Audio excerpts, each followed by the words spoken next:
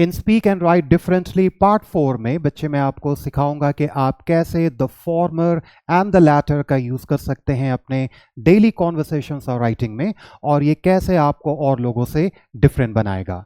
तो सबसे पहले मैं आपको एक एग्जांपल शो करता हूं। You want to stand out from the crowd, don't you? तो उसके लिए बच्चे आपका अलग बोलना और अलग लिखना बहुत ज़रूरी है। आप इस एग्जाम्पल पे गौर करो। आपने कहा the topic was fiction versus non fiction, और आपने इसे कंप्लीट किया I chose to talk over the former. आप इसे सिंपली बोल सकते थे कि the topic was fiction versus non fiction, I chose to talk over fiction या I chose to talk over non fiction. But आपके बोलने और लिखने का तरीका ही आपको और लोगों से अलग बनाता है। तो आपने किस फ्रेज का यूज किया? The farmer. यहां पे फॉर्मर का मतलब है ये रिफर करता है फिक्शन को। ये किसको रिफर करता है? फिक्शन को। अगर आपने यहां पे द लैटर यूज किया होता तो यहां पे ये नॉन फिक्शन को रिफर करता। तो सबसे पहले मैं आपको इसके नुआंसेस बता देता हूं कि इसका यूज क्या है इंग्लिश लैंग्वेज में, इससे आपको ज्यादा समझ में आएगा। तो what is the use of the phrases the former and the latter in English language? हम क्यों यूज करते हैं इन फ्रेजेस का? ये मैं बहुत फ्रीक्वेंटली यूज करता हूं, one of my favourite phrases, और ये आपके स्पीच और राइटिंग को वो बहुत ब्यूटिफाई करता है। तो आप इसे यूज करके देखेंगे। तो सबसे पहले हम यूज इसलिए करते हैं the former and the latter in English to refer back to previously mentioned items और ऑप्शंस। क्यों? क्योंकि हम अवॉइड करते हैं रेपिटेशन को अपने स्पीच और राइटिंग में, to maintain what? clarity and authenticity in our sentences, in our speech and writing. Okay, हम इसलिए the former and the letter का यूज करते हैं। एग्जाम्पल्स मैं आपको बहुत सारे एग्जाम्पल्स दिखाऊंगा, उससे आप बहुत ज़्यादा हो जाएंगे क्लियर कि हम इसे कैसे यूज कर सकते हैं अपने डेली कॉन्वर्सेशन और राइटिंग में। The phrase is the former and the latter are always preceded by the definite article. ये आपको हमेशा ध्यान रखना है कि आप कभी भी इससे इंडिपेंडेंटली यूज नहीं करोगे। इसके लिए हमेशा आपको एक डेफिनेट आर्टिकल यूज करना है, जो कि क्या है? द। इसे आप दी भी बोल सकते हैं, बट इसमें आप हमेशा इसकी प्रोनाउंसिएशन दा रखेंगे। जब मैं आपको आर्टिकल पढ़ाऊंगा तो मैं आपको बताऊंगा कि इसकी दो प्रोनाउंसिएशन, ये कब दी बनता है और ये कब दा बनता है, वो मैं आपको बताऊंगा। एक और आप बात ध्यान रखोगे बच्चे कि आप इसे एक साथ भी यूज कर सकते हैं या इंडिविजुअली भी यूज कर सकते हैं। ये आपके सेंटेंस के कॉन्टेक्स्ट पे डिपेंड करता है। तो जो सबसे पहला मैंने आपको सेंटेंस दिखाया है, इसमें आपने द फॉर्मर यूज किया, जिसका मतलब है कि आप दो ऑप्शन है। मैं आपको सारे नुआंसेस बताऊंगा। ये सिर्फ ना दो ऑप्शन चूज करने के लिए, ना सिर्फ आपको हमेशा चॉइसेस इसमें चूज करने के लिए आप द फॉर्मर और द लैटर का यूज कर सकते हैं। आप इससे बहुत सारे कॉन्टेक्स्ट में आप इसे यूज कर सकते हैं। तो सबसे पहले आप ये समझें कि जब आपके पास दो ऑप्शन है, अगर आपने द फॉर्मर यूज किया तो वो हमेशा फर्स्ट को रेफर करेगा। ठीक है, एक सेंटेंस में आइटम्स है, things and names of the people हैं। अगर आप फर्स्ट के बारे में बोलना चाहते हो, फर्स्ट आइटम या फर्स्ट पर्सन के बारे में, तो आप हमेशा द फॉर्मर यूज करेंगे। और उसी लिस्ट में अगर सेकंड चॉइस है तो सेकंड, अभी आपको मैं और सारे एग्जांपल्स दिखाऊंगा। इसका मतलब सिर्फ ये नहीं है कि ये आप हमेशा दो ऑप्शन को चूज करने में the former and the latter use करेंगे। तो आप इससे बहुत सारे नुआंसेस में इसे यूज कर सकते हैं। तो अगर आपका सेकेंड ऑप्शन है तो आप उससे, और वो लास्ट है, तो आप लैटर यूज करेंगे, द लैटर। तो एक एग्जांपल आप और देखो। The topic was traditional education versus technology. अब अपने सेंटेंस को कंप्लीट कर रहे हो तो आपने क्या बोला? आप सिंपली बोल सकते हैं आई चोज द लैटर। वहां पे आपने क्या बोला? I chose to talk over the former, right? यानी कि you chose to talk over the fiction, क्योंकि फिक्शन फर्स्ट वहां पे मेंशन था। यहां पे आपने जब बोला आई चोज द लैटर, तो इसका मतलब है कि आपने टेक्नोलॉजी पे आपने टेक्नोलॉजी पे बोलने को चूज किया। So the latter refers to the technology. अब ये बहुत सारे सेंटेंसेस देखो, आपको उससे ज्यादा क्लियर हो जाएगा, बट मैं स्टेप बाय स्टेप आपको समझा रहा हूं। तो ये थोड़ा इजी है तो आपको ज़्यादा समझ में आएगा। मैं आपको कॉम्प्लेक्स कुछ नहीं है, कॉम्प्लिकेटेड कुछ नहीं होता बच्चे।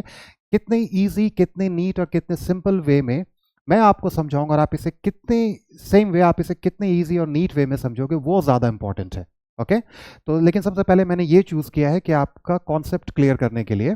तो एक सेंटेंस को और आप देखो, ऑफ द टू सजेशंस, ठीक है, इसकी प्रोनाउंसिएशन एक्चुअल ऑथेंटिक जो प्रोनाउंसिएशन होती है वो होती है सजेशंस, लेकिन इसे बहुत लोग सजेशन बोलते हैं। तो ये भी मैं आपको बताऊंगा जब मैं आपको pronunciation the sounds in English मैं आपका सेशन कंडक्ट करूंगा तो उसमें ज़्यादा क्लियर करूंगा। तो आपने क्या बोला, आई प्रेफर द फॉर्मर, यानी कि कोई भी दो सजेशन है, जो पहला सजेशन था आपने वो उसको ज़्यादा प्रेफरेंस दी। अब इसमें देखो आपने क्या बोला, आई प्रेफर द लैटर, यानी कि सेकंड सजेशन को आपने प्रेफर किया। तो आप इस फॉर्मेट में सबसे पहला आप इसे समझो कि आप इस फॉर्मेट में से यूज़ करेंगे।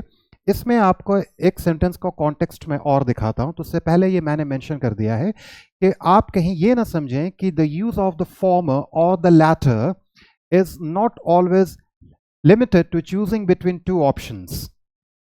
ठीक है, हमेशा ये ऑप्शन चूज करने के लिए द फॉर्मर और द लैटर यूज नहीं होता।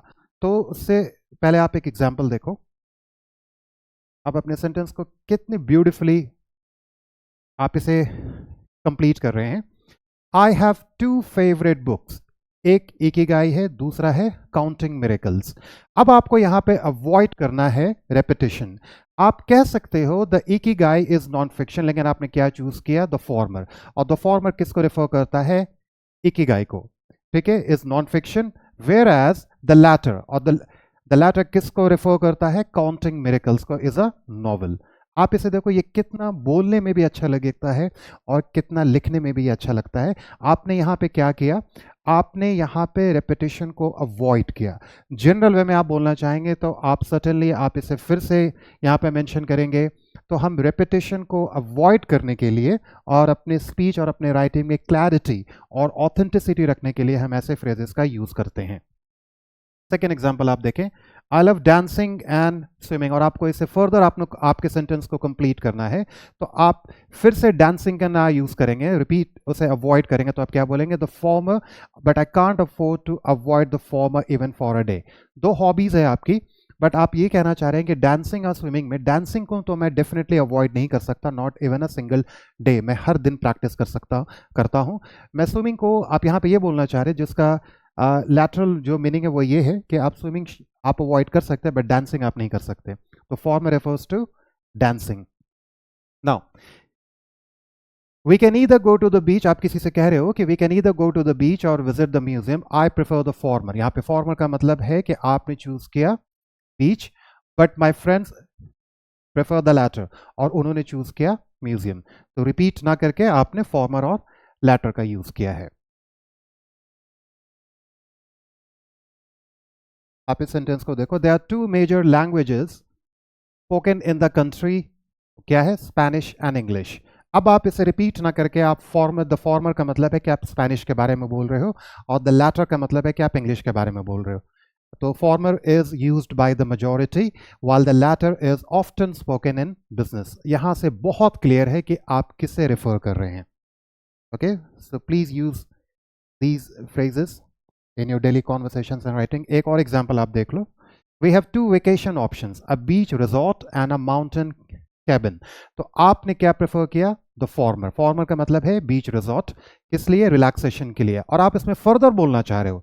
अब आपका कॉन्टेक्स्ट चेंज हो गया, मैंने कहा कि सिर्फ ऑप्शन चूज करने में नहीं, आप उसे फर्दर एक्सप्लेन भी कर सकते हो। The latter is good for adventure, यानी आपने एक यहाँ पे बोला कि मैंने प्रेफर किया द फॉर्मर, जिसका मतलब है बीच रिजॉर्ट, और आपने यहाँ पे फॉर द माउंटेन कैबिन के भी आपने बारे में बोला कि the latter is good for adventure which is the mountain cabin. Now let's explore this further, but why?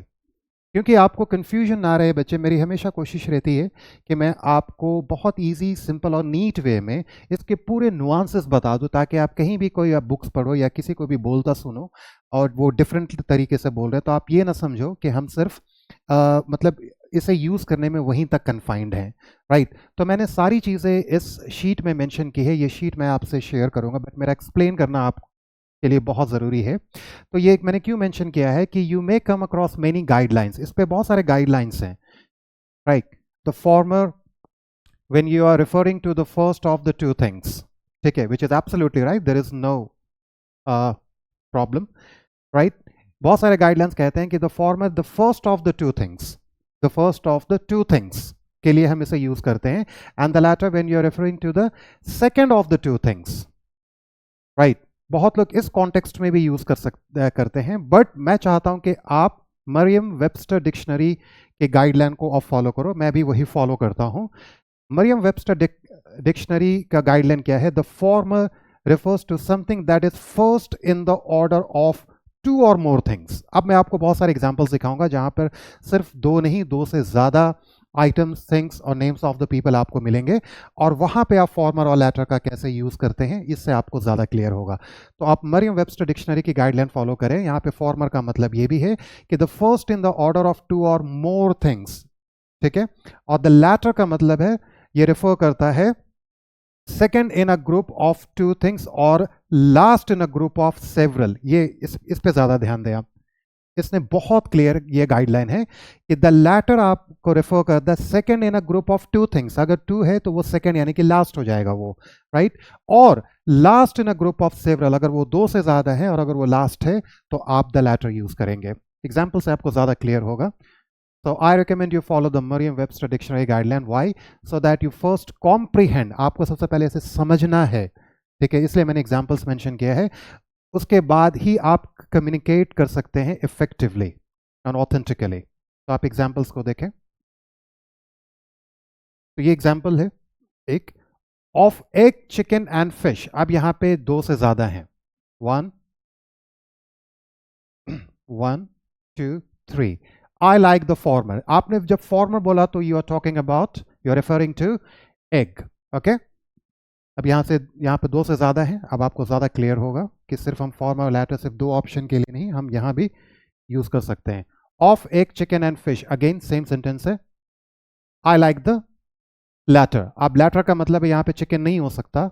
latter का हमेशा क्या मतलब? मरियम वेबस्टर की जो गाइडलाइन है कि last of the two things और last of the several things. So तो लास्ट क्या आ रहा है यहाँ पे? फिश है, तो आप क्या यूज करेंगे? लैटर। और आप लैटर यूज कर रहे हैं तो आप लास्ट आइटम को रिफर कर रहे हैं।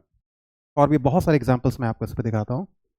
I have visited Paris, London and Rome. I enjoyed the former. Now अब आपको इतना समझ में आ गया होगा पढ़ते पढ़ते कि अब आप फॉर्मर जब बात कर रहे हैं तो हम पेरिस की बात कर रहे हैं। The most, the former here means Paris. अब दो से ज़्यादा ऑप्शन है। फॉर्मर यहाँ पे किसका मतलब है? पेरिस का। कभी भी बीच का नहीं होगा। आप ऐसे भी ध्यान रख सकते हैं, दो या कितने भी आइटम्स हो, कितने भी नेम्स ऑफ द पीपल हो, नेम ऑफ कंट्री हो, जो फर्स्ट है आप उसके लिए फॉर्मर यूज़ करेंगे, जो फर्स्ट आया है, और जो लास्ट आया है, राइट, आप उसके लिए द लैटर यूज़ करेंगे ऐसे सेंटेंसेस में। Look at one more example.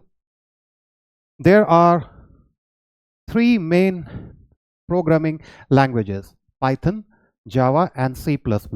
I find the former easier to learn। जब आपने यहाँ पे former बोला तो कोई सेंटेंस बोलने में भी और लिखने में भी कितना अच्छा लगता है, राइट। और ये बहुत डिफरेंट है लिखने और बोलने का तरीका। तो यहाँ पे former का क्या मतलब होगा? यस, यहाँ पे former का मतलब है Python। नाउ एक क्वेश्चन यहाँ पे अराइज होता है, what if I want to refer. सारी चीज़ें मैंने कोशिश की है कि जो आपके क्वेश्चंस आ सकते हैं या आपके मन में ये सवाल चल रहा होगा कि what if I want to refer to items or individuals that are neither first nor last in a sentence, I can not use the former और द लैटर। एब्सोल्युटली राइट, आप नहीं यूज कर सकते द फॉर्मर और letter का। आपका ये सवाल है क्योंकि जब मैं ये प्रैक्टिस कर रहा था तो मेरे मन में ये सवाल था आज से बहुत साल पहले कि क्या फॉर्मर और लैटर का हम कभी भी जो आइटम्स या नेम ऑफ द पीपल या नेम ऑफ द प्लेसेस जो बीच में आते हैं, राइट, उस लिस्ट में क्या मैं उसे यूज़ कर सकता हूँ? डेफिनेटली आप और हम नहीं यूज़ कर सकते क्योंकि ये फ्रेजेस सिर्फ द फॉर्मर फर्स्ट के लिए है, फर्स्ट ऑफ द आइटम्स के फर्स्ट आइटम के लिए है, और द लैटर है वो लास्ट के लिए है। अगर दो है तो फर्स्ट और सेकंड चूज करना बहुत आसान हो जाता है। दो से ज़्यादा है तो वहाँ पे शायद आप थोड़ा कंफ्यूज्ड हो सकते हैं, बट आप हमेशा ध्यान रखें कितने भी आइटम्स हो, कितने भी थिंग्स हो, कितने भी नेम ऑफ प्लेसेस और नेम ऑफ पीपल हो, आप हमेशा फर्स्ट और लास्ट को आप चूज करेंगे। इसका मतलब है द फॉर्मर और द लैटर आप उस तरीके से यूज़ करेंगे। फॉर्मर का मतलब होता है फर्स्ट और लैटर का मतलब होता है लास्ट। तो आप कभी भी बीच के आइटम को नहीं करेंगे। तो इस केस में हम क्या करेंगे? इस केस में as this item specifically denote the first and last items, हम नहीं यूज कर सकते. I can not use former और the latter as these terms specifically denote the first and the last items. So what is the way out? Right, फिर भी मैंने mention कर दिया है, right, क्योंकि मेरे मन में ये सवाल था. The answer is you need to adjust the order of the items or individuals in sentence so that once you want to refer to are either first or last. ये आपको ध्यान रखना है, जिसको आप रेफर करना चाहते हो अपने सेंटेंस में, जिसके बारे में आप द फॉर्मर और द लैटर यूज करना चाहते हैं, आपको उस आइटम्स को, यानी कि जो आप फर्स्ट में बोलना चाहते हैं तो उसको आपको फर्स्ट में रखना पड़ेगा, फॉर्मर बोलना चाहते हैं तो उस आइटम को फर्स्ट में रखना पड़ेगा, और अगर आप एक और आइटम के बारे में बोलना चाहते हैं जो लास्ट है तो आपको लैटर वहां पे यूज करना है, तो उस आइटम को आपको या उस नेम ऑफ द प्लेस या उस नेम ऑफ द पर्सन को आपको लास्ट में रखना पड़ेगा, तभी पॉसिबल है, अदरवाइज ये रूल वहां पे फेल हो जाएगा.